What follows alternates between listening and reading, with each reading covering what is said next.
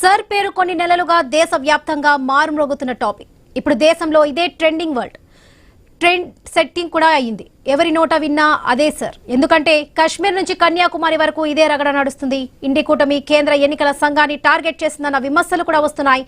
Sir ఓట్ల తొలగింపును కాంగ్రెస్ సహా విపక్షాలన్నీ vote చోరీ అంటూ ఉద్యమాన్ని చేపట్టాయి. నిరసనల హోర మధ్యనే బీహార్ ఎన్నికలు కూడా పూర్తయ్యాయి. ఈసీ మాత్రం ఎక్కడా వెనుకడుగు వేయకుండా సుప్రీంకోర్టు ఇస్తున్న మార్గదర్శకాలను అనుసరిస్తూ ముందుకెళ్తుంది. ప్రస్తుతం 2వ దశలో 12 రాష్ట్రాల్లో సర్ నడుస్తుంది. 3వ దశకు కూడా త్వరలోనే ముహూర్తం ఖరారు కానుంది. ఇలాంటి టైంలోనే తెలంగాణలోనూ సర్ కావాలంటూ డిమాండ్ మొదలైంది.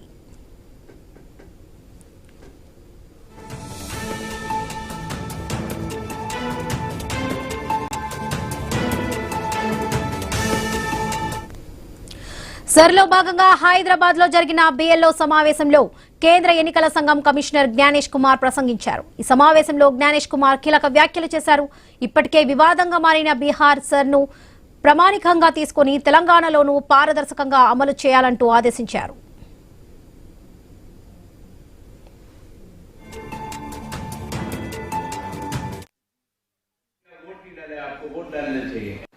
वो लेके आता है कि माता जी आप वोट नहीं डाला है, बाबू जी आप वोट नहीं डाला है, आपको वोट डालना चाहिए. ऐसे सोसाइटी के करते करते वोटिंग ज्यादा होता है.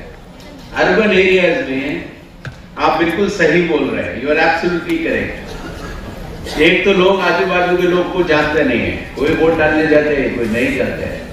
प्लस हस्बैंड भी वाइफ काम कर रहा होता है, वाइफ भी काम कर रहा होता है. किसी को इधर जाना है, किसी को टूर पे जाना है. तो आपका बात बिल्कुल ठीक है. जो हमारा स्टैटिस्टिक्स है वो ये दिखाता है कि रूरल एरियाज में पोलिंग ज्यादा होता है और अर्बन एरिया. तो आपको वोटर को कन्विंस करना होगा, आपको मूवमेंट करना होगा, का तरह से बनाना होगा जिसमें कि अर्बन एरियाज वाले को भी लगे अगर मैंने वोट नहीं डाला है तो I miss something in life. वो लेके आते ఇప్పటికే కాంగ్రెస్ ఓటు చోరీ పేరుతో దేశవ్యాప్తంగా పోరుబాట పట్టింది. ఇప్పుడు తెలంగాణలో అధికారంలో ఉన్నది కూడా కాంగ్రెస్ ప్రభుత్వమే కావడం ప్రాధాన్యతను సంతరించుకుంది. రాష్ట్రంలో త్వరలోనే సర్ ప్రక్రియ మొదలయ్యే అవకాశాలు కనిపిస్తున్నాయి. కేంద్ర ఎన్నికల సంఘం చేపడుతున్న సర్ కి రాష్ట్ర ప్రభుత్వం ఎంతవరకు సహకరిస్తుందన్నదే ఇప్పుడు ఉన్న పెద్ద ప్రశ్నగా మారింది. ఒక వర్గం ఎక్కువగా ఉండే పాత బస్తీలో సర్ నిర్వహణే ఇప్పుడు ఛాలెంజ్ గా మారిందన్న టాక్ వినిపిస్తుంది. ఇక రాష్ట్రంలోని కొన్ని ప్రాంతాల్లో చొరబాటుదారులు తిష్ట వేశారన్న ఆరోపణలు కూడా ఉన్నాయి. తెలంగాణలో సర్ కి ఎలాంటి సవాలు ఎదురయ్యే అవకాశం ఉంది? కాంగ్రెస్ ప్రభుత్వం ఎలా సహకరిస్తుంది? రాష్ట్ర ప్రభుత్వ ఉద్యోగులు బిఎల్ఓ పాత్రను ఎలా పోషిస్తారు? తెలంగాణలో బిఎల్ఓల పాత్ర ఎలా ఉండబోతుంది? పాత బస్తీల సర్ ని ఎలా సక్సెస్ చేస్తారు? హైదరాబాద్ లో తిష్ట వేసిన చోరుబాటదారులను ఎలా గుర్తిస్తారు? రాష్ట్ర వ్యాప్తంగా ఉన్న చొరబాటదారుల పరిస్థితి ఏంటి? కాంగ్రెస్ చొరబాటదారులను కాపాడుతుందా? సర్ని పార్టీలు రాజకీయ ప్రయోజనాలకు వాడుకుంటాయా అన్న సవాలు ఎదురు కాబోతున్నాయన్న చర్చ కూడా సాగుతుంది.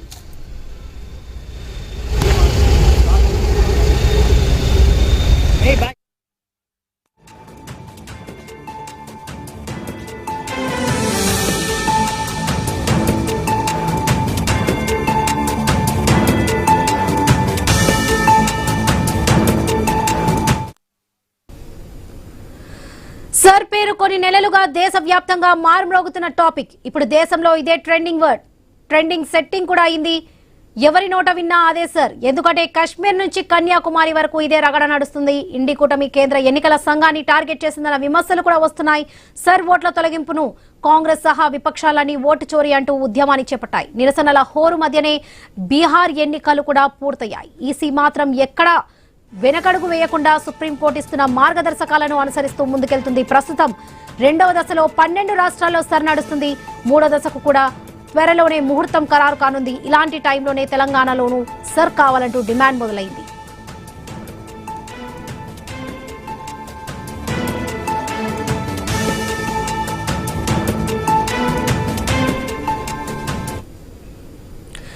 సర్లో భాగంగా హైదరాబాద్ లో జరిగిన బిఎల్ఓ సమావేశంలో కేంద్ర ఎన్నికల సంఘం కమిషనర్ జ్ఞానేష్ కుమార్ ప్రసంగించారు. రైట్, ఇదే విషయానికి సంబంధించి పూర్తి అప్డేట్స్ మా కొలీగ్ శివాని అందిస్తారు. Over to you Shivani. Right, thank you Varalakshmi.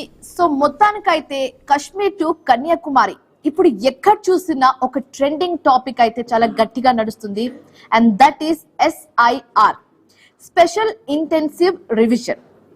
అయితే ఇప్పుడు ఈ టాపిక్ మొత్తం ఓవరాల్ ఇండియాలో ట్రెండింగ్ గా ఎందుకు మారిందంటే, ఎలక్షన్ కమిషన్ ఈజీగా ఒక ప్రాసెస్ స్టార్ట్ చేసింది. ఆ ప్రాసెస్ ఏంటంటే, ఈ ఓటర్స్ లిస్ట్ లో ఎవరైతే చనిపోయిన వాళ్ళు ఉన్నారో, ఎవరికైతే ఒకే ఓటర్ అంటే ఒకే చోట కాకుండా 2 ప్లేసెస్ లో అర్హత ఉన్నారో ఆ ఓటర్స్ అందరినీ ఫిల్టర్ చేసేసారనమాట. అండ్ బీహార్ లో we have seen the situation in the Bihar లో ఇదే విధంగా మోడల్ ని, ఒక ప్రాసెస్ ని స్టార్ట్ చేసి ఓటర్స్ అందరినీ ఫిల్టర్ చేయడం జరిగింది. అయితే ఇక్కడ వరకు అంత బాగుంది. ఈసీ ఎలక్షన్ కమిషన్ తీసుకున్న ఒక స్టెప్ ని చాలా మంది స్వాగతించారు, అండ్ చాలా మంది వ్యతిరేకి కూడా ఇస్తున్నారు. అండ్ స్వాగతించిన వాళ్ళలో బీజేపీ ఉంది, అండ్ అలాగే వ్యతిరేకించిన వాళ్ళలో ఇప్పుడు కాంగ్రెస్ ఉంది. అయితే 12 స్టేట్స్ ఆల్రెడీ బీహార్ లో ఈ ప్రక్రియని మొదలు పెట్టేశారు కూడా, ఓటర్స్ ని ఫిల్టర్ చేసేసారు కూడా. ఆ ప్రాసెస్ అంతా మనం క్లియర్ గా చూసాము. అండ్ అదే టైంలో మనం రాహుల్ గాంధీ చేసిన ఒక సెన్సేషన్ కమెంట్స్ ని కూడా మనం విన్నాము. ఓట్ చోరీ, యహా పే ఓట్ చోరీ హో రహీ హే అంటూ రాహుల్ గాంధీ కొన్ని విత్ ప్రూఫ్స్, విత్ ఎవిడెన్స్ కూడా చూపించడం జరిగింది. అయితే ఇది ముమ్మాటికి తప్పు, ఎవిడెన్స్ లేదు. ఒకవేళ మీ దగ్గర ఎవిడెన్స్ ఉంటే ఈసీ ఆఫీస్ కి రండి, టాక్ టు అస్ అని ఈసీ ఒక క్లియర్ గా స్టేట్మెంట్ కూడా పాస్ చేసింది. సో దీని మీదే ఒక వైపేమో SIR మీద, ఇంకో వైపేమో on the other hand Rahul Gandhi చేసిన ఓట్ చోరీ కమెంట్స్ రెండు సైడ్ నుంచి పెద్ద రగడగానే జరిగిందని చెప్పొచ్చు. అయితే ప్రీవియస్లీ బీహార్ లో ఈ ప్రక్రియ స్టార్ట్ అయింది, అండ్ ఫిల్టర్ కూడా చేసేసారు, అయిపోయింది. అయితే అదే ప్రక్రియని ఇప్పుడు ఆల్రెడీ 12 స్టేట్స్ లో నడుస్తున్నాయి. BLO ని కూడా అందరినీ గ్యాదర్ చేసి వాళ్ళకి గైడ్ లైన్స్ ఇచ్చి ఈ సర్వేని కండక్ట్ చేయడం అనేది జరుగుతుంది అనమాట. కానీ తెలంగాణకు వచ్చేసరికి ఈ ప్రక్రియ తెలంగాణ ప్రభుత్వం ఒప్పుకుంటుందా లేదా అన్న ఒక చిన్న డౌట్ అయితే ఉంది. అఫ్ కోర్స్ ఈసీ చెప్పిందే ఇంకా ఫైనల్ అన్నట్టుగా మనకు తెలుసు. Election commission what ever election commission decides we need to follow it, ఇది మనకు క్లియర్ గా తెలుసు. బట్ తెలంగాణ విషయానికి వచ్చేసరికి ఇక్కడ రూలింగ్ పార్టీ వచ్చేసి Congress. As I already said, కొందరు వ్యతిరేకిస్తున్నారు, అండ్ ఆ కొందరిలో కాంగ్రెస్ పార్టీ చాలా గట్టిగా వ్యతిరేకిస్తుంది ఈ ప్రక్రియని. సో ఇప్పుడు మెయిన్ డౌట్ ఏంటంటే, ఒకవేళ తెలంగాణలో ఈ ప్రక్రియ అనగా స్టార్ట్ చేస్తే కాంగ్రెస్ ప్రభుత్వం ఒప్పుకుంటుందా లేదా, ఒప్పుకోవడం యాజ్ ఇన్ ఫుల్ గా సపోర్ట్ ఇస్తుందా లేదా అనేది చూడాలి. ఇప్పటి వరకు అయితే అఫీషియల్ గా ఎవరు దీన్ని డిఫెండ్ చేయలేదు, చూడాలి. ఒకవేళ ఈ ప్రక్రియ హైదరాబాద్ లో అంటే తెలంగాణలో స్టార్ట్ చేస్తే కాంగ్రెస్ ప్రభుత్వం ఎలాంటి స్టెప్ తీసుకుంటుంది అనేది చూడాలి. అండ్ రీసెంట్లీ మనం చూసాము, ఎలక్షన్ కమిషన్ జ్ఞానేష్ కుమార్ కూడా ఆయన వచ్చి రవీంద్ర భారతిలో BLO అందరితో సమావేశమై కొన్ని rules and regulations, guide lines pass చేయడం అనేది మనం చూసాము. అంటే దట్ మీన్స్ వాళ్ళు ప్రిపేర్ అవుతున్నారు, ఎట్టి పరిస్థితిలో ఎట్ ఎనీ కాస్ట్ తెలంగాణలో ఈ సర్వే అనేది చేయాలి. దానికి సంబంధించిన ప్రతిపాదనలు కూడా అన్ని తీసుకోవడం జరిగింది. బీహార్ మోడల్ నే తెలంగాణలో కూడా ఫాలో అవ్వాలన్నట్టుగా చూస్తున్నారనమాట. అయితే బీహార్ మోడల్ ని తెలంగాణలో ఒకవేళ ఇంప్లిమెంట్ చేస్తే ఎలా సాగుతుంది, పాత బస్తీ, హైదరాబాద్, తెలంగాణలో ఉన్న అన్ని జిల్లాలు ఎలా సర్వే చేస్తారు ఏంటనేది అదొక పెద్ద క్వశ్చన్ మార్క్ అని చెప్పొచ్చు. సో చూడాలి. ప్రస్తుతం అయితే విల్ టాక్ టు అనలిస్ట్, వాళ్ళతో మాట్లాడదాం, నాయకులతో మాట్లాడదాం, దీని మీద వాళ్ళ అభిప్రాయం ఏంటో తెలుసుకుందాం. So first we do have Palnati Venkatareddy, BJP నాయకులు. ఆయనతో మాట్లాడి ఇదే అంశానికి సంబంధించి మరిన్ని విశేషాలు అడిగి తెలుసుకుందాం. వెంకటరెడ్డి గారు నమస్తే అండి. సో చూస్తున్నామండి, SIR ఇప్పుడు హాట్ టాపిక్ అండి. ఇది మొన్నటి వరకు అంటే నేషనల్ వైడ్ గా దీని గురించి చర్చించుకున్నారు, కానీ ఇప్పుడు సిచ్యువేషన్ మారిపోయింది. ఇప్పుడు ఆ SIR ప్రక్రియ మన తెలంగాణకి రాబోతుంది కాబట్టి దీని గురించి మీరు ఏం చెప్పాలనుకుంటున్నారు? డెఫినెట్ గా SIR అనేది చాలా ఇంపార్టెంట్. ఇండియా మొత్తంలో కూడా SIR తీసుకురావాలని చెప్పి ఎలక్షన్ కమిషన్ ఏదైతే నిర్ణయం తీసుకుందో అదంతా కూడా దేశం మొత్తం మీద జరగాలి. ఇదంతా కూడా ఇప్పుడు ఫస్ట్ టైం చేసేది కాదు. ఇదంతా కూడా అంతకుముందు కూడా కాంగ్రెస్ హయాంలో ఎన్నోసార్లు జరిగినాయి ఇట్లాంటివన్నీ కూడా. కాకపోతే ఇది ఏంటంటే కంటిన్యూస్ ప్రాసెస్ తప్పితే ఇది ఏదో ఒక రోజు వచ్చి ఇంకోసారి బంద్ చేయడం అట్లాంటిది ఆపేయడం కాదు. ఇది కంటిన్యూస్ ప్రాసెస్. ఎందుకు చెప్తున్నా అంటే ఎస్ఐఆర్ వల్ల చాలా ఇష్యూస్ స్ట్రీమ్ లైన్ అవుతాయి. స్ట్రీమ్ లైన్ కాకుండా, ఎందుకంటే ఒక్కొక్కరికి ఒక ఓటు ఇక్కడ ఉండొచ్చు, తర్వాత కొన్ని రోజుల తర్వాత వాళ్ళు మూవ్ అవ్వచ్చు, షిఫ్ట్ అవ్వచ్చు, తర్వాత ఇక్కడ నుండి ఊర్లోకి వెళ్ళొచ్చు, అక్కడ ఓటు ఇక్కడ ఓటు, ఇవన్నీ కూడా డబుల్ ఓట్స్ ఉంటాయి. దాన్ని స్ట్రీమ్ లైన్ చేయాలి, ఒకటే ఓటు ఉండాలనే ఆలోచనతో తీసుకొచ్చిన చర్య ఇదంతా కూడా ఎస్ఐఆర్ తీసుకొచ్చింది. ఇప్పుడు మనం బీహార్ లో చూసాము, 7.5 కోట్ల మంది అయితే ఓటర్స్ ఉన్నారో వాళ్ళందరినీ కూడా స్ట్రీమ్ లైన్ చేశారు.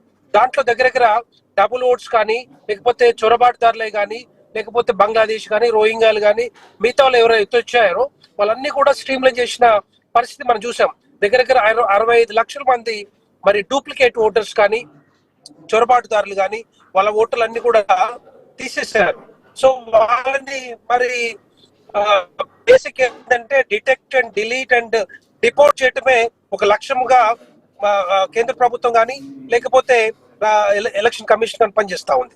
ఆ విధంగా ఇప్పుడు చూస్తే వెస్ట్ బెంగాల్ లో కూడా లక్షల ఓట్లు కనబడతా ఉన్నాయి. అవన్నీ కూడా ఎందుకంటే బంగ్లాదేశ్ పక్కనే ఉంటది, చొరబాటు చాలా ఈజీ, ఫెన్సింగ్ ఉండకపోయేది కాంగ్రెస్ హయాంలో, ఎక్కడ కూడా ఏ కంట్రోల్ ఉండకపోయేది, బార్డర్ సెక్యూరిటీ పెద్దగా ఉండకపోయేది. సో దానివల్ల లక్షల మంది బంగ్లాదేశ్ నుంచి మరి భారతదేశానికి వచ్చి ఇక్కడ నివసిస్తూ ఐడి కార్డ్స్ తీసుకోవడం కాకుండా ఏది voter ID card, Aadhaar card, తర్వాత మిగతా కార్డులు అన్ని తీసుకొని ఇక్కడ మనం ఏది కేంద్ర ప్రభుత్వం ఇస్తున్న ఏవైతే సంక్షేమ పథకాలు వెస్ట్ బెంగాల్ గురించి మనం ఫర్దర్ గా ఫ్యూచర్ లో మాట్లాడదాం. ఇప్పుడు వెస్ట్ బెంగాల్ లో ఎలక్షన్ వచ్చినప్పుడు ఈ సర్ కి సంబంధించి ప్రత్యేకంగా మనం అప్పుడు మాట్లాడదాం. ఫర్ రైట్ నౌ మన మెయిన్ టార్గెట్ ఏంటంటే తెలంగాణలో ఈ ఎస్ఐఆర్ ప్రక్రియను తీసుకురాబోతున్నారు కాబట్టి ఇక్కడ ఆ మోడల్ బీహార్ లో కండక్ట్ చేసిన మోడల్ ని ఇప్పుడు తెలంగాణలో మనం కండక్ట్ చేయగలమా, చేస్తే ఎలాంటి ప్రణాళికలను మనం ఫాలో అవ్వాలి? డెఫినెట్ గా ఏది అది కష్టం కాదు. ఎందుకంటే ఎలక్షన్ కమిషన్ ఒక ప్రాసెస్ తీసుకొని ఇంటింటికి ఎక్కడైతే ఓట్స్ ఉన్నాయో ఆ ఓట్లన్నీ కూడా ఇంటింటికి తిరిగి ఎక్కడ స్పెషల్ గా ఇక్కడ ఎంత కూడా వర్క్ చేసేది బిఎల్ఓస్ వాళ్ళు బూత్ లెవెల్ ఆఫీసర్స్ స్ట్రాంగ్ గా సీరియస్ గా తీసుకుంటే మాత్రం ఎక్కడైనా కూడా ఇవన్నీ సాధ్యమే. బీహార్ లో సాధ్యమయ్యేది మరి తెలంగాణలో కాదండి, డెఫినెట్ గా అవుతుంది. ఎక్కడైనా భారతదేశం మొత్తం అవుతుంది. ఎందుకంటే ఎలక్షన్ కమిషన్ కి ఆ ప్రాసెస్ తెలుసు. ఇక్కడ ఓల్డ్ సిటీ కానీ ఇంకో సిటీ కానీ డెఫినెట్ గా వాటిని స్ట్రీమ్ లైన్ చేసే అవకాశం ఉంది కనుక. ఎందుకంటే ఇక్కడ కూడా మనం చూసాం, రోహింగ్యాలో మీటింగ్లు పెట్టుకొని మేము బాజాప్తగా మేము తెలంగాణలో హైదరాబాద్ లో ఉంటున్నాం అని చెప్పి ఎన్ని సందర్భాల్లో చెప్పారు. ఆ ఓట్స్ అన్ని కూడా ఉపయోగించుకొని ఎంఐఎం కానీ మిగతా పార్టీలన్నీ మరి ప్రభుత్వంలోకి వస్తా ఉన్నాయి. డెఫినెట్ గా ఇక్కడ కూడా చేస్తే అంతా కూడా స్ట్రీమ్ లైన్ అవుతుంది. మాది డూప్లికేట్ ఓటర్స్ కానీ లేకపోతే మిగతా ఎవరైతే బయట నుంచి వచ్చారో వాళ్ళందరినీ డిటెక్ట్ చేయటమే లక్ష్యంగా మరి ఎలక్షన్ కమిషన్ పనిచేస్తా ఉంది. కాకపోతే ఇక్కడ ప్రతిపక్షంగా ఉన్న కాంగ్రెస్ పార్టీ ముందు నుంచి కూడా ఓట్ చోరీ అనే పేరు మీద రాహుల్ గాంధీ ఏదైతే బీహార్ లో యాత్ర చేసిండో దానికి తగ్గట్టుగా ఏం చేశారు బీహార్ ప్రజలు, మరి ఒక చెంపపెట్టు లాంటి సమాధానం ఇచ్చారు. ఆ ఎలక్షన్ లో 65 సీట్లలో పోటీ చేస్తే 5 సీట్లు మాత్రమే, 5 అసెంబ్లీ స్థానాలు మాత్రమే గెలిచిన సందర్భాలు. వెంకటరెడ్డి గారు, ఇప్పుడు మీరు ఒక ఓట్ చోరీ అన్న ఒక వర్డ్ తీసుకొచ్చారు కానీ కాబట్టి దాని గురించి మాట్లాడదాం. మీ దృష్టిలో, మీ ఒపీనియన్ లో ఓట్ చోరీ అంటే ఏంటి? ఒక సింపుల్ వేలో చెప్పండి. ఆ రాహుల్ గాంధీ చేసిన కమెంట్స్ ని, స్టేట్ సెంటెన్స్ ని మీరు విన్నారు కాబట్టి సింపుల్ వేలో చెప్పండి. ఓట్ చోరీ అంటే వాళ్ళు ఏమంటున్నారు, డూప్లికేట్ ఓటర్స్ కానీ లేకపోతే పార్టీలకు సంబంధం ఉన్న ఓటర్స్ కానీ చేర్పిస్తున్నారు, కాంగ్రెస్ పార్టీ ఓటర్స్ తొలగిస్తున్నారు అని చెప్పి ఒక బ్లేమ్ చేసే ప్రయత్నం చేస్తా ఉంది. కానీ కాంగ్రెస్ పార్టీ ఇక్కడ చేసేదంతా కూడా ఎలక్షన్ కమిషన్. ఇప్పుడు ఫర్ ఎగ్జాంపుల్ ఎలక్షన్ కమిషన్ అనేది రాజ్యాంగబద్ధ సంస్థ, ఇండిపెండెంట్ ఇన్స్టిట్యూట్, స్టాట్యూటరీ బాడీ. వాళ్ళకి అన్ని రకాలుగా రాజ్యాంగ హక్కులు ఉంటాయి, ఏ విధంగా చేయాలి, ఎట్లా చేయాలనేది. మరి రాహుల్ గాంధీ ఇంకొక స్టేట్మెంట్ చెప్పారండి, అది ఎలక్షన్ కమిషన్ బీజేపీ చేతిలో ఉందన్న విషయం రాహుల్ గాంధీ చెప్పారు. దీని గురించి ఏం చెప్పాలనుకుంటున్నారు? ఏమంటారు? రాహుల్ గాంధీ ఒక స్టేట్మెంట్ చేశారండి, బీజేపీ చేతిలో ఈసీ ఉందని ఒక స్టేట్మెంట్ ఇచ్చారు. దీని గురించి ఏం చెప్పాలంటే కూడా అబద్ధాలండి, ఇవన్నీ కూడా అబద్ధాలు మాట్లాడటం. ఎందుకు చెప్తున్నా అంటే అబద్ధాలు ఎందుకు మాట్లాడుతున్నారు? ఇదే రాహుల్ గాంధీ బీహార్ లో ఎలిగేషన్ చేశాడు, కర్ణాటక గురించి చేశారు, తర్వాత హర్యానా గురించి చేశారు. ఇప్పటి వరకు సుప్రీంకోర్టు ఎవిడెన్స్ సబ్మిట్ చేయమంటే ఆయన ఫోన్ గానీ లేకపోతే ఫిజికల్ గా వచ్చి ఎవిడెన్స్ సబ్మిట్ చేయమంటే పారిపోయారు ఇప్పటిదాకా, ఎప్పుడు కూడా మాట్లాడలేదు దీని గురించి. మళ్ళా ఎంతసేపు కూడా ఎలిగేట్ చేస్తున్నాడు, పవర్ పాయింట్ ప్రెజెంటేషన్ ఇస్తున్నాడు తప్పితే ఎక్కడ కూడా దాని గురించి ఎవిడెన్స్ ఎక్కడ కూడా సబ్మిట్ చేయట్లేదు. ఎందుకు సబ్మిట్ చేయట్లేదు అని మేము అడుగుతా ఉన్నాం. డెఫినెట్ గా దమ్ము ధైర్యం ఉంటే నిజంగానే ఎవిడెన్స్ ఉంటే సబ్మిట్ చేయాలి కదా. అవన్నీ లేకనే భారతీయ జనతా పార్టీ ఏ ఎన్నికల్లో వచ్చినా కూడా ఆ ఎన్నికల్లో పోటీ చేస్తే డెఫినెట్ గా భారతీయ జనతా పార్టీ గెలిపిస్తా ఉన్నారు దేశ ప్రజలందరూ. దానికోసమే తట్టుకోలేక భరించలేక రాహుల్ గాంధీలో ఇలాంటి స్టేట్మెంట్ తీసుకొచ్చి మరి పాదయాత్ర చూసాము మనం. ఓటు చోరీ పాదయాత్ర ఏమైంది, ఎంతమంది ఈ కాంగ్రెస్ పార్టీకి ఓటేశారు, ఎంతమంది గెలిపించుకున్నారు రాహుల్ గాంధీ. ఆ విధంగానే కాంగ్రెస్ పార్టీ మరి కర్ణాటకలో గెలిచింది. ఎలక్షన్ కమిషన్ మీద నమ్మకం లేకపోతే ఏ విధంగా గెలుస్తారు వీళ్ళు, ఏ విధంగా పోటీ చేస్తారు, ఏ విధంగా గెలిచి మరి ప్రభుత్వంలోకి వచ్చింది. అదే విధంగా తెలంగాణ రాష్ట్రంలో కూడా అదే విధంగా వచ్చింది. తెలంగాణ రాష్ట్రంలో మరి ఓటు చోరు చేసి తెలంగాణ రాష్ట్రంలో అధికారంలోకి వచ్చిందా, కర్ణాటక రాష్ట్రంలో ఓటు చోరు చేసి వచ్చిందా? ఇదన్నీ కూడా అబద్ధాలతోటి తెలంగాణ ప్రజలు కానీ భారతదేశ ప్రజలు కానీ రాహుల్ గాంధీ కాంగ్రెస్ పార్టీ ఒక మభ్యపెట్టే ధోరణితో పోతా ఉంది. ఇదంతా కూడా తప్పు అని చెప్పి క్లియర్ గా మొన్న ఒక్క బీహార్ రాష్ట్రంలోనే 7.5 కోట్ల మంది ఉంటే ఒక్క రీపోలింగ్ కానీ ఒక ఓటర్ ఇష్యూస్ కానీ ఎక్కడ కూడా కంప్లైంట్స్ రాలేదు. అది ఎలక్షన్ ప్రాసెస్, ఎలక్షన్ కమిషన్ చేస్తున్న చేపడుతున్న ప్రొసీజర్. సో అందుకే అదే విధంగా బీహార్ మోడలే తెలంగాణ రాష్ట్రంలో కానీ మిగతా రాష్ట్రాల్లో కూడా అదే విధంగా పోయే అవకాశాలు ఉంటాయి. ఓకే, సో వెంకటరెడ్డి గారు, మీరు బీజేపీ ఎందుకు దీనికి సపోర్టివ్ గా ఉన్నాయన్న విషయాన్ని మీరు చెప్పారు, క్లియర్ గా మెన్షన్ చేశారు. బట్ కమింగ్ టు కాంగ్రెస్ ఎందుకు దీన్ని వ్యతిరేకిస్తుంది, ఈ ఎస్ఐఆర్ ప్రక్రియను కాంగ్రెస్ ఎందుకు వ్యతిరేకిస్తుంది అన్న క్వశ్చన్ కి మీరు ఏం చెప్తారు?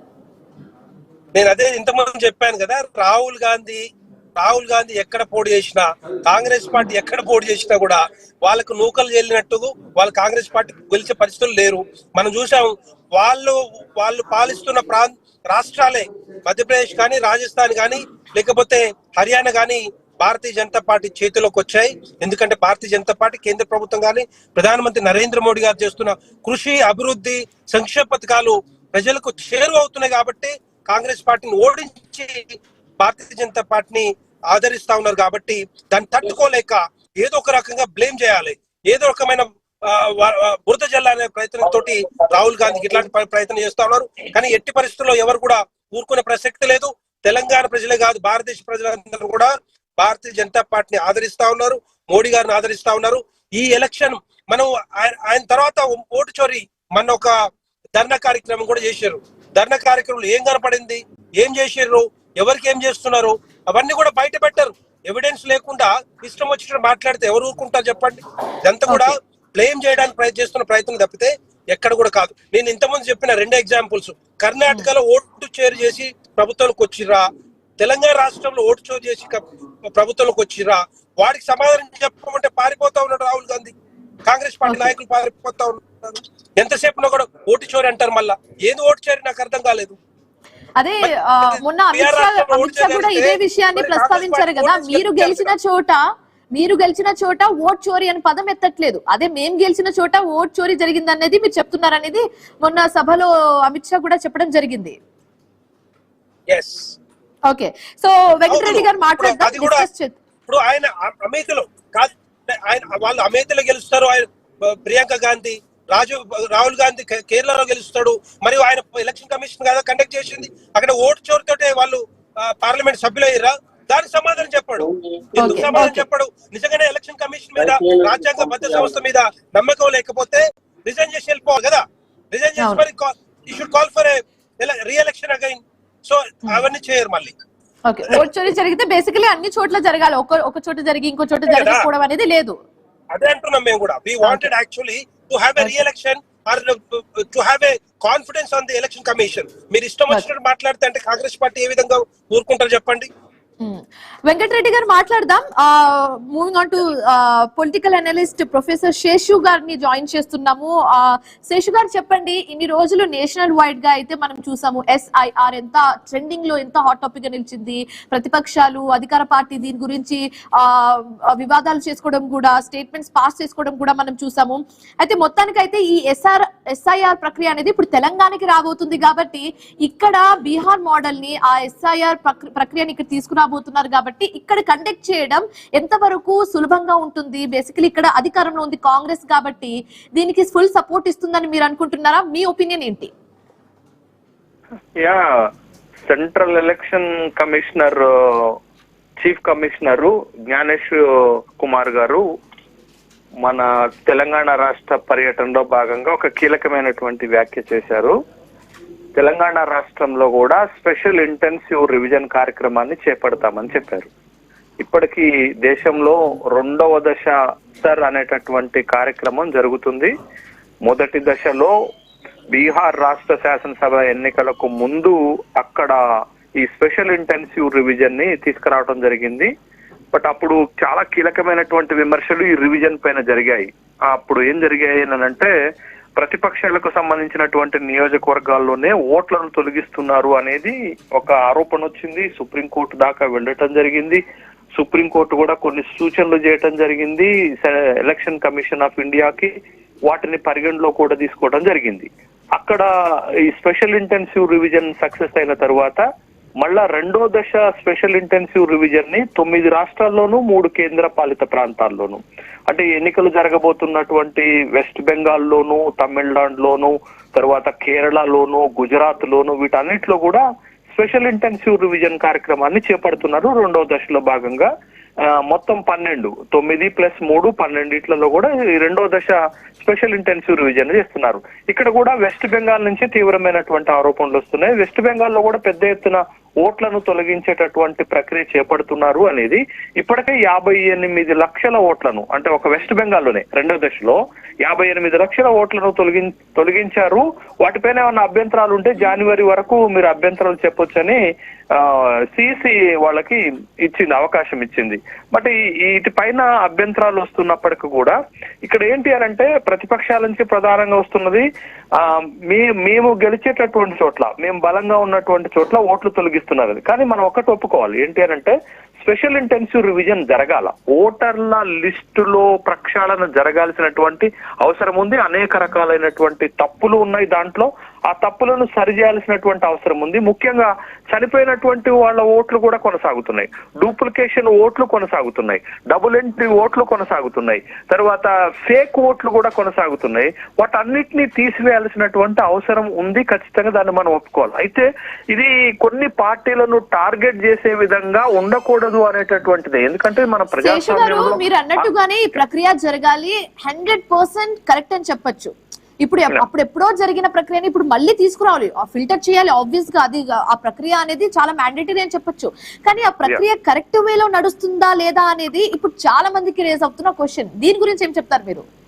అదే ఇప్పుడు బీహార్ ఎన్నికల తర్వాత ఇలాంటి అనుమానాలు బలపడుతున్నటువంటి నేపథ్యంలో కొంత ప్రయత్నం జరిగింది. ఎక్కడ బీజేపీ గెలిచారు ఓటర్లు రివిజన్ చేసిన దగ్గర, తర్వాత ఆర్జేడీ గెలిచింది అనేటటువంటి ఒక అంశాన్ని కూడా బయటకు తీసుకొచ్చారు. బట్ ఇప్పుడు ఇక్కడ ఏంటి అంటే ప్రతిపక్షాలు లేవనెత్తుతున్నటువంటి అభ్యంతరాలకు భారతీయ జనతా పార్టీ కాదండి సమాధానం చెప్పాల్సింది. భారతీయ జనతా పార్టీ చెప్తుంది. ఇక్కడ భారతీయ జనతా పార్టీ కాకుండా ఇప్పుడు చీఫ్ ఎలక్షన్ కమిషనర్ గాని, తర్వాత భారత ఎన్నికల కమిషన్ గాని ఒక స్పష్టమైనటువంటి సమాధానం పారదర్శకంగా చెప్పాల్సినటువంటి అవసరం ఉంది. అనుమానాలను నివృత్తి చేసేటటువంటి విధంగానే స్పెషల్ ఇంటెన్సివ్ రివిజన్ కొనసాగాలి. అట్లా కాకుండా అనుమానాలు రేకెత్తించే విధంగా, కొన్ని వర్గాలను టార్గెట్ చేసే విధంగా జరగడం అనేది. ఇప్పుడు ఈ సర్వే అనేది కండక్ట్ చేస్తుంది ఈసీ కాబట్టి EC should answer every question అని మీరు అంటున్నారు, అంతేనా? బీజేపీ ఆన్సర్ ఇస్తుంది ఇక్కడ.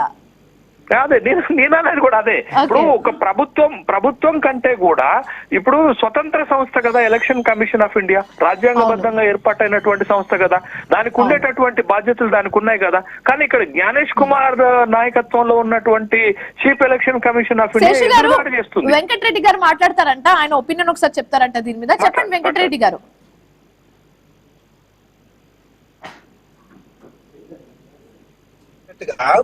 బీహార్ లో 7.5 లక్షల కోట్ల మంది ఏదైతే ఓటర్స్ ఉన్నారో మొత్తం కంప్లైంట్ చేసిన రోల్ వచ్చేసింది, ఎలక్టోరల్ రోల్. కానీ మన ఎలక్షన్ జరిగిన తర్వాత ఇప్పటి వరకు ఒక్క కంప్లైంట్ కూడా రాలేదు. ఒకవేళ నిజంగానే ఏమైనా అభ్యంతరాలు ఉంటే డెఫినెట్ గా చెప్పొచ్చు కదా ఎలక్షన్ కమిషన్ కి. కానీ ఇప్పటిదాకా ఎక్కడ కూడా అభ్యంతరాలు రాలేదు. ఏ ఆబ్జెక్షన్స్ లేవు. వెంకటరెడ్డి గారు ఇక్కడ పాయింట్ ఏంటంటే శేషు గారు ఏమన్నారంటే ఏమైనా అవకతవకలు జరిగి ఉంటాయి, ఒకవేళ ఏమైనా డిస్టర్బెన్స్ జరిగి ఉంటే అది ఈసీ వాళ్ళు రెస్పాండ్ అవ్వాల్సిన చోట బీజేపీ పార్టీ ఎందుకు రెస్పాండ్ అవుతుంది అనేది శేషు గారికి వచ్చిన డౌట్ తో పాటు చాలా మందికి అయితే ప్రతిపక్షాలు ఏమంటున్నారంటే కాంగ్రెస్ పార్టీ కానీ మిగతా వాళ్ళు election commission Bharatiya Janata party చేతుల్లో ఉంది అని చెప్పడం వల్లనే మేము రెస్పాండ్ అవుతున్నాం తప్పితే మాకు అవసరం కూడా లేదు చెప్పాలంటే. ఇంతకుముందు చెప్పినట్టుగా అది ఒక ఇన్స్టిట్యూషన్, ఇండిపెండెంట్ ఇన్స్టిట్యూషన్, ఒక రాజ్యాంగబద్ధ సంస్థ. లేకుండా భారతీయ జనతా పార్టీకి అంతగా మాట్లాడితే అందుకే దానికి సమాధానం చెప్తా ఉన్నాం. దానికి సమాధానం చెప్తాం. వెంకటరెడ్డి గారు మాట్లాడదాం. ప్రస్తుతానికైతే కాంగ్రెస్ నాయకులు శివకుమార్ గారిని తీసుకుందాం. శివకుమార్ గారు నమస్తే అండి. ఇప్పుడు వరకు విన్నారు మీరంతా, నిన్న మొన్నటి వరకు నేషనల్ వైడ్ గా నడిచిన ప్రక్రియ ఇప్పుడు తెలంగాణకు రాబోతుంది. అయితే ఇక్కడ ఒక డౌట్ ఏంటంటే తెలంగాణ వాళ్ళు ఎలా స్వాగతిస్తారు, ఇక్కడ అధికారం స్వాగతిస్తుందో లేదో, దాంతో పాటు మెయిన్ పాత బస్తీలో ఒక వర్గం కూడా ఎక్కువగా ఉండే ఛాన్స్ ఉంది కాబట్టి పాత బస్తీలో ఈ ప్రక్రియ అంత సులభంగా జరిగే అవకాశాలు ఉన్నాయా? దీని గురించి ఏం చెప్పాలనుకుంటున్నారు? ముందుగా ఐన్ఎస్ ప్రేక్షకులకు, మీకు ప్యానెల్ ఉన్న వారికి నమస్కారం. అయితే నిజంగా కూడా ఎలక్షన్ కమిషన్ ఇది ఒక డిసిషన్ తీసుకొని హైదరాబాద్ వస్తుంది, తెలంగాణ వస్తుందంటే వీఆర్ వెల్కమింగ్ దమ్. బట్ వేరే వాళ్ళు చేసే పని సక్రమంగా చేయాలి తప్ప ఇప్పుడు మాకు ఆల్రెడీ ఏదైతే అనుమానాలు ఉన్నాయో ఇప్పుడు శేషు గారు ఓపెన్ గా కూడా డిక్లేర్ చేయడం జరిగింది. శేషు గారితో నేను ఏకీభవిస్తా. అయితే ఇక్కడ ఉన్న పరిస్థితి ఏంటంటే బీజేపీ ప్రభుత్వము, ఈసీ గాని, ఐటీ గాని, ఈడీ గాని మొత్తం బీజేపీ ప్రభుత్వం కమాండ్ చేస్తుంది, వాళ్ళ కంట్రోల్లో పెట్టింది అనేది కాంగ్రెస్ పార్టీ ఖచ్చితంగా మేము చెప్పడం జరుగుతుంది. ఎందుకంటే ప్రతి దగ్గర కూడా బీజేపీ ప్రభుత్వం మధ్యన ఇప్పుడు ఈడీ గురించి మాట్లాడినా, ఐటీ గురించి మాట్లాడినా, ఎలక్షన్ కమిషన్ గురించి మాట్లాడినా బీజేపీ మధ్యన వచ్చి మాట్లాడడం. ఇంకోటి తెలంగాణలో మట్టుకు ఎంఐఎం ఒక అసదుద్దీన్ ఓవైసీ ఇక్కడ ఫైట్ చేస్తాడు, కానీ నార్త్ కు పోతే బీజేపీకి బి టీమ్ గా ఎంఐఎం వ్యవహరిస్తుంది. అది మొత్తానికి దీని మీద చాలా పెద్ద అనుమానాలు ఉన్నాయి. కాంగ్రెస్ పార్టీ మైనార్టీ ఓట్లు చీల్చడానికే బీజేపీ ప్రభుత్వం, అమిత్ షా ఆడుతున్న నాటకాలు అనేది కాంగ్రెస్ పార్టీ ఖచ్చితంగా చెప్తుంది. మేము ఎందుకంటే ఎన్నో ఎలక్షన్లలో చూడడం జరిగింది. మొన్న బీహార్ గురించి మనం చెప్పడం జరిగింది. దాంట్లో కూడా రాహుల్ గాంధీ గారు పవర్ పాయింట్ ప్రెజెంటేషన్ పెట్టి మరీ చూపించడం జరిగింది. పరిస్థితులు ఇట్లా ఉన్నాయి, ఒక్క రూమ్ 10x10 రూమ్ లో 99 ఓటర్స్ ఉన్నారు అనేది. దాని తర్వాత ఏదైతే చనిపోయిన వాళ్ళని డిలీషన్ చేయలేదు, ఒకటే ఓటు పేరు మీద. ఫర్ ఎగ్జాంపుల్ ఒక ధనరాజ్ అనే వ్యక్తి ఉన్నాడు అనుకుందాం, అదే ధనరాజ్. శివకుమార్ గారు మీరు చెప్పిన ఎవిడెన్స్ ప్రూఫ్స్ అన్ని మనం రాహుల్ గాంధీ చెప్పినప్పుడు అన్ని చూసాము. కానీ ఇప్పుడు వెంకటరెడ్డి గారు ఏమంటున్నారంటే ఒకవేళ మీకు అన్ని అభ్యంతరాలు ఉంటే ఎందుకు మీరు ఎవిడెన్స్ తీసుకొని ఈ ఎలక్షన్ కమిషన్ దగ్గరకో లేకపోతే సుప్రీం కోర్టుకి ఎందుకు సమర్పించట్లేదు అనేది ఇక్కడ బీజేపీ అడుగుతున్న ప్రశ్న. దీనికి ఏం చెప్తారు? ఆల్రెడీ రాహుల్ గాంధీ గారు పవర్ పాయింట్ ప్రెజెంటేషన్ చేసి మొత్తానికి ఈసీ దగ్గర పోతే ఈసీ రాహుల్ గాంధీ గారి మీద వేరే ఆరోపణలు చేసి బీజేపీ వాళ్ళే ఎక్కువ ఆరోపణలు చేస్తుండనేది ఖచ్చితంగా మనం ఎన్నో మీడియాలలో చూడడం జరిగింది. కానీ కాంగ్రెస్ పార్టీ ఖచ్చితంగా ఓట్ చోర్ గద్దీ చోర్ అనే రకంగా, లేదు అంటే మొత్తానికి ఈ ఓట్ చోర్ చేస్తుంది బీజేపీ ప్రభుత్వము. దీనివల్లనే అన్ని రాష్ట్రాలలో ఇటు కాంగ్రెస్ పార్టీని దెబ్బతీస్తుంది. దాంతో పాటు ఎంఐఎం బి టీం వాళ్ళని వాడుకొని కాంగ్రెస్ పార్టీకి వచ్చే మైనారిటీ ఓట్లు కూడా వాళ్ళు వేసుకుంటున్నారు అనేది కాంగ్రెస్ పార్టీ నిర్ణయం. ఇది జరుగుతుందండి. Okay, thank you so much Shivakumar గారు, thank you so much Venkatareddy గారు అండ్ అలాగే శేషు గారు. Thanks for joining us. So ఇది అన్నమాట మొత్తానికి SIR special intensive revision topic మీద చాలానే ఇంటెన్సివ్ వార్ జరుగుతుందన్న విషయం మనం క్లియర్ గా చూస్తున్నాము. మొన్నటి వరకు నేషనల్ వైడ్ గా జరిగిన ఈ రగడ ఇప్పుడు మన స్టేట్ తెలంగాణ స్టేట్ కి రాబోతుంది కాబట్టి ఇక్కడ ఇంకెన్ని రగడ మనం చూడబోతున్నాం అనేది ఒక పెద్ద క్వశ్చన్ మ్యాన్. అండ్ దాంతో పాటు ఇప్పుడు తెలంగాణలో పాత బస్తీలో సర్వే చేయాలంటే అంత ఈజీగా అయ్యే పనా కాదా అన్నది కూడా ఒక మేజర్ క్వశ్చన్ అయితే మనం చూస్తున్నాము. సో చూడాలి ఈ SIR ప్రక్రియ తెలంగాణలో ఎలా స్టార్ట్ అవుతుంది, ఎలా కంటిన్యూ అవుతుంది అండ్ అలాగే ఎలా ఎండ్ అవుతుంది అనేది తెలియాలంటే ఇంకొన్ని రోజులు మనం వేచి చూడాల్సిందే. సో ఇది ఇవాల్టి క్వశ్చన్ ఆర్. మరో క్వశ్చన్ ఆర్ తో మళ్ళీ